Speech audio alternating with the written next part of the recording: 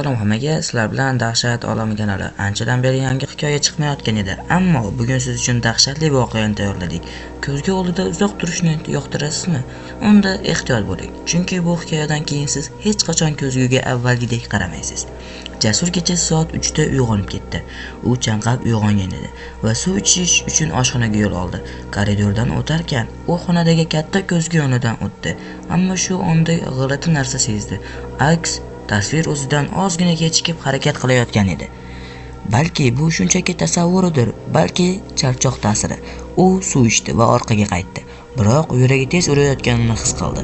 Ko'zguga yana bir qarashni xohladi, lekin yuragiga qandaydir qo'rquv paydo bo'ldi. Shu bois tezda xonasiga kirib ketdi va ko'zlarini yumib uxlashga harakat qildi.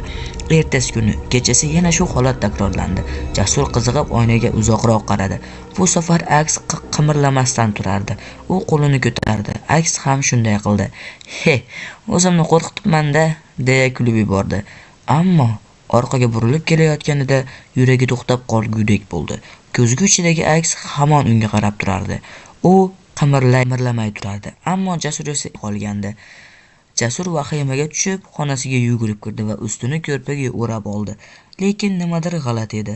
U ko'rpani sekin ko'tarib qaradi va yuragi yana qattiq urishni boshladi. Xonasidagi kichik ko'zgu ham unga qarab turardi.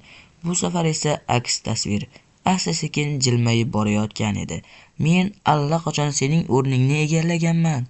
To'satdan sukunat. Ertalab onasi xonaga kirganida Jasurni topa olmadi. Uning yotgan joyida faqat oynaning siniq bo'laklari bor edi. Ko'zgudagi aks esa hali ham jilmayib turardi. Siz oxirgi marta ko'zguga qachon qaradingiz?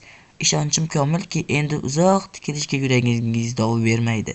Balki sizning aksingiz ham kechasi mustaqil harakat qilayotgandir.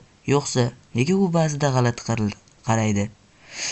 Endi o'zim qanot cho'milaman?